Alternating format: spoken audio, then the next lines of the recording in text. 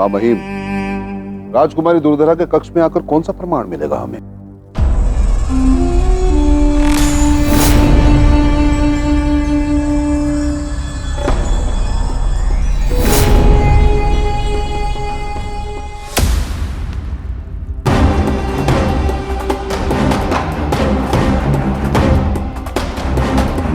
चंद्रगुप्त के जीवित होने का इससे बड़ा प्रमाण और क्या होगा महामात्य? मैं कुछ समझा नहीं मां महिम। पिछले 5 वर्षों से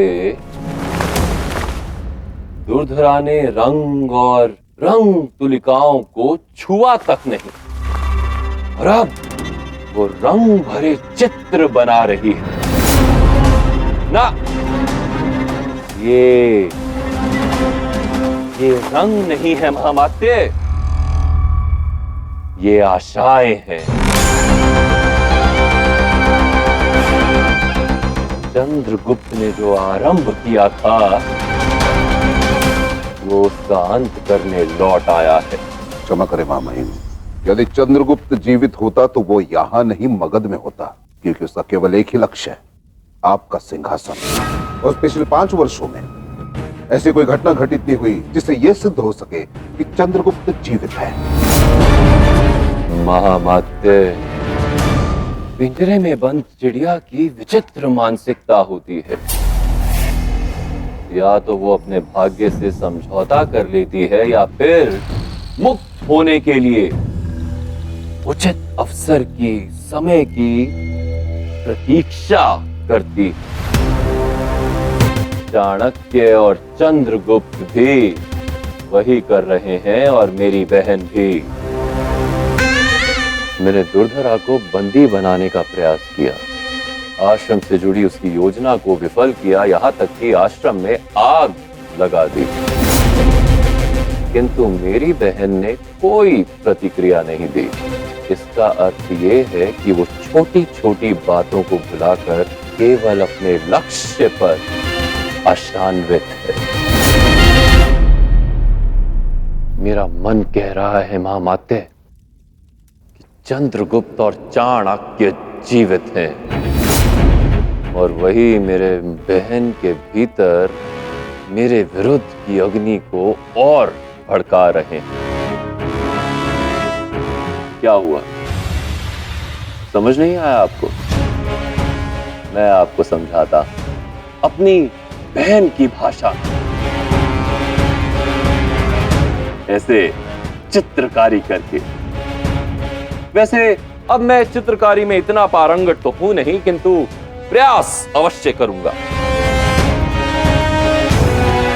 तो सबसे पहले मैं बनाता हूं इस कहानी की जड़, तक्षशिला। अब इन दिनों में जो सबसे अंतिम घटना घटी है, हम उससे आरंभ करते हैं। अंबिराज मुझे वहां लेकर गए जहां चंद्रगुप्त को अंतिम बार जीवित देखा गया था।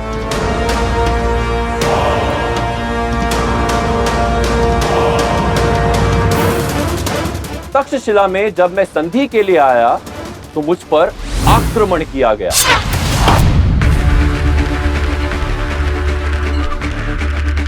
घातक वार, और मेरी बहन ने मुझे नहीं, उस आक्रमणकारी को बचाया और उसके स्थान पर स्वयं आत्मसमर्पण कर दिया।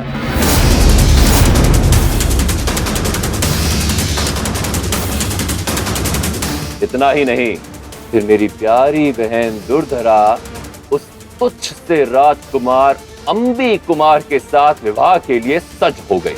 मुझे पूर्ण विश्वास है कि सारे ब्रह्मांड में भी मेरे भाई ढूंढते तो तुम जैसा योग्य वर नहीं ढूंढ पाते। और फिर उसी के साथ राज्य भ्रमण को निकली, एक ऐसे स्थान पर जहां जाने का कोई विचार भी नहीं करता। और जब मैंने उस आश्रम को आग लगवाई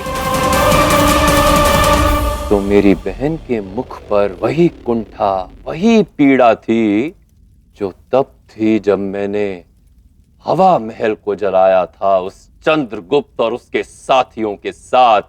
आज स्वयं पर वार करने वाले को मारने के लिए आपने आश्रम को तो जला दिया, किंतु आप देखिएगा फिर कोई इस बुझी हुई आग से चिंगारी समेटेगा और विद्रोह की अग्नि सुलगाएगा। अब समझे महामाते? प्रत्येक बिंदु, प्रत्येक सिरा यही सिद्ध करता है कि वो तिलचट्टा, वो चंद्रगुप्त अभी जीवित है। मेरे गुप्तचर सज्ज हैं मां महिम। आप केवल आज्ञा दीजिए, मैं अपने गुप्तचरों को उनके पीछे लगा दूंगा। ना, नहीं महामाते, आश्रम जलाने के पश्चात भी मेरी बहन ने कोई प्रतिक्रिया नहीं दी। अर्थात उसके मन में कुछ चल रहा है। वो मेरी बहन है महामाते, जो करना चाहती है उसे करने दीजिए। मैं भी तो देखूं आखिर चल क्या रहा है उसके मन में।